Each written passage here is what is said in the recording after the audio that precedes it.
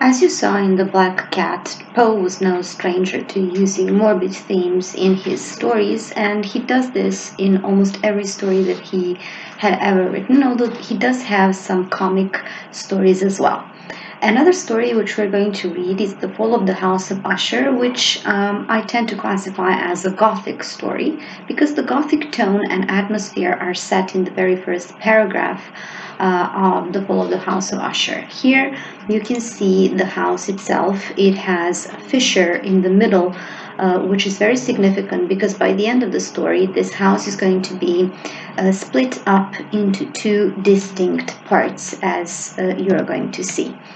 The story itself begins with an epigraph, which also sets the Gothic tone to the story, and it is kind of foreshadowing of what is to come.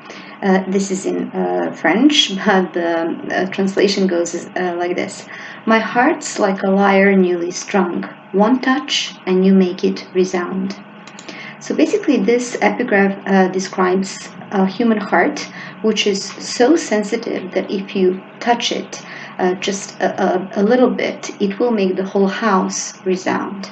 And this is of course foreshadowing of the illness that Madeline and Roderick Usher suffer from.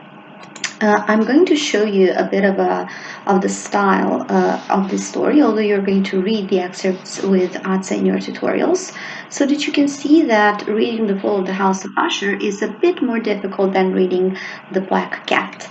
So this is the very opening of the story, and listen to this.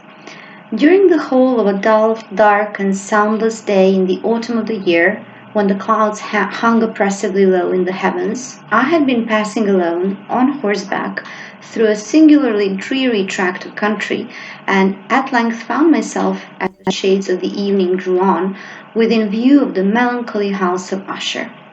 This is pretty easy to read, and it's quite self-explanatory, as you can see, and we are introduced here to the narrator, who is, as in every Poe story, nameless, but we learn later on that he is the oldest friend of Roderick Usher, who is the main character of this story. Let me show you another example. I reined my horse to the precipitous brink of a black and lurid tarn that lay in unruffled lustre by the dwelling, and gazed down, but with a shudder even more thrilling than before, upon the remodeled and inverted images of the grey sedge, and the ghastly tree stems, and the vacant and eye-like windows. Now, if we look at this excerpt, you will notice that it is a bit more difficult than the opening of the story, and I usually ask you in class to tell me what the black and lurid tarn refers to. Tarn means lake, so the house is surrounded with a very dark lake that is going to basically light up later in the story, maybe resembling a hellish, sulfurous tarn or lake. So all this vocabulary that Poe uses here is of course intentionally used, and you will see how Poe created both his stories and his poetry quite intentionally in one of my following videos, which is about the philosophy of composition, one of his theoretical essays, where he describes basically that every word is carefully chosen and needs to be there because of the effect that he wanted to have in this tale. So let me show you the image of the house as described in this excerpt. So this is what the house should basically look like, and the previous excerpt describes the mirror image of the house in that dark lake, and it also describes the face of the house, so that the house actually resembles a human face. If you just imagine any house that you can see, the doors can always be seen as the mouth, and the windows can be seen as the eyes of a face. And we did have this image also in Jekyll and Hyde. I hope you remember that. So that would be this image. As I said, the narrator in The Fall of the House of Usher is unnamed, and he's the old friend of Roderick Usher. Roderick and Madeline are brother and sister, and they're the last of the Ushers. Presumably, their line was always from a direct line of descent. What does that mean? Well, it means that they used to have children among themselves, which of course is kind of sick, and it produces children that are usually insane or retarded or have a defect because of this direct line of descent. Roderick and Madeline are also ill, probably because of this. And here is what they suffer from. Let me just read one example. This is about Roderick Usher. He suffered much from a morbid acuteness of the senses. So, the illness of Roderick Usher is a morbid acuteness of the senses. Senses su čula, acuteness se odnosi na nešto što je izuzetno oštro, morbid ovdje služi kao emfaza ovoga acuteness, što znači da se njegova bolest odnosi na to da su mu čula bila izuzetno osetljiva. Tako da je on osjećao stvari mnogo više nego što bi osjećao običan čovjek. I o tome pogovori u nastavku ovog citata. The most insipid, which means tasteless, food was alone endurable. He could wear only garments of certain texture. The odors of all flowers were oppressive. His eyes were tortured by even a faint light.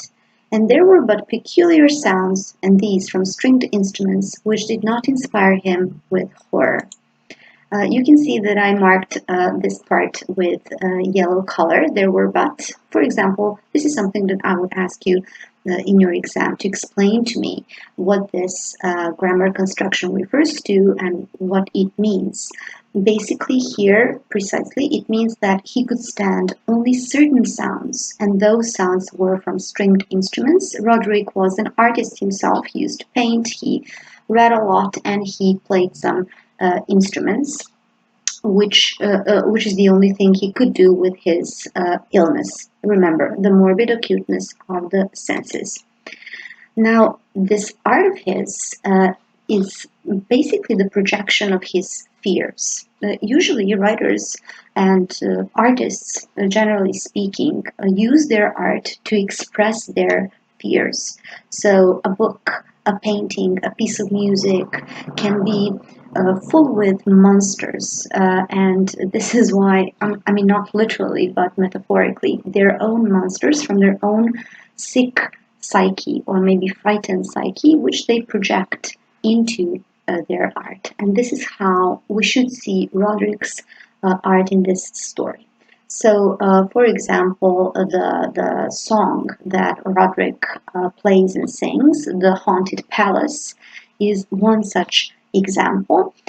Some rivals of Edgar Allan Poe accused him of plagiarizing this song from Longfellow, and you remember that Poe and Longfellow had this ongoing war where Poe accused Longfellow of plagiarizing certain things. So Poe's response to this was, no, it was Longfellow who plagiarized this from me and not vice versa. So the house is here depicted as having a face. So it is another character in the story. It is described as a living, sentient being. Sentient meaning being able to feel everything. And this is how we should look at the house, as another character, and maybe the most important of all the characters, since this is a Gothic story. And in a Gothic piece of art, the house, the castle, remember the castle of Otranto, is the main character. And any horror movie or TV show that you see, it has a castle or a palace in it. For example, I recently saw the Haunting of Hill House and the Haunting of Bly Manor, where, again, the houses are the main characters. In the meantime, Madeline also suffers from a similar disease, and this disease causes her to have death-like trances. So she would go through the house acting as though she was possessed, and then she would maybe fall so ill that she was numb and presumably dead. And this is what happens in the story. Madeline allegedly dies in the course of the story. And let me read this example. Our glances, however, rested not long upon the dead, for we could not regard her unawed. The disease, which had thus entombed the lady in the maturity of youth, had left As usual in all melodies of a strictly cataleptical character, the mockery of a faint blush upon the bosom and the face, and that suspiciously lingering smile upon the lip, which is so terrible in death. Now, I would really like to ask you whether you understood anything that I have just read, but let me just dwell a bit on this. It says here that they thought Madeline was dead, but the corpse was so alive. It resembled a very energetic human being who's just asleep. So, the narrator is sure that she's dead, but in fact, we will see that she was probably not dead when they buried her. So Roderick Usher suggests that they should bury Madeline for 2 weeks, actually entomb her in their cellar, which was a family crypt, before actually burying her in the ground. And during the following days, some strange things start happening around the house. And to appease Roderick's mind, the narrator starts reading to Roderick from this book, Mad Tryst. Please pay attention to this. It features a knight called Ethelred who wants to escape a storm, and at the same time, there is a storm happening outside the house of Usher. And he breaks in a dwelling of a hermit where he meets a dragon, he kills a dragon, he regains a shield that was hanging from the wall, and so on. So pay attention to what's going on in this story, because every sound that the narrator reads happens in the story. It happens at the same time in the house of Usher. So if he says that the shield has just fallen off the wall with a terrible sound, then they would at the same time hear that sound from somewhere in the house of Usher. It is as though the Mad Tryst story and the story of the house of Usher happen simultaneously, one in the book and one in the real life of Poe's story. So this would be the ending of the story. In the end, Madeline comes back to life and starts haunting Roderick by opening the door and bursting into the room. And the narrator is, of course, frightened and escapes the place, only to see when he turns back that the house is split up into two parts, Roderick and Madeline, of course, because the face has now split into two distinct parts. And it is finally covered by this dark lake. There are many interpretations regarding the fall of the house of Usher. One of the interesting ones is that Madeline is seen as the other of Roderick Usher, which means that in some versions, if you interpret the story, she does not exist at all. That she is just the projection of the feminine part of Roderick, which he wants to project out of himself because he's so afraid of his femininity which lives inside him. And you know that it's said by the psychologists that we all have within us both our masculine and our feminine side.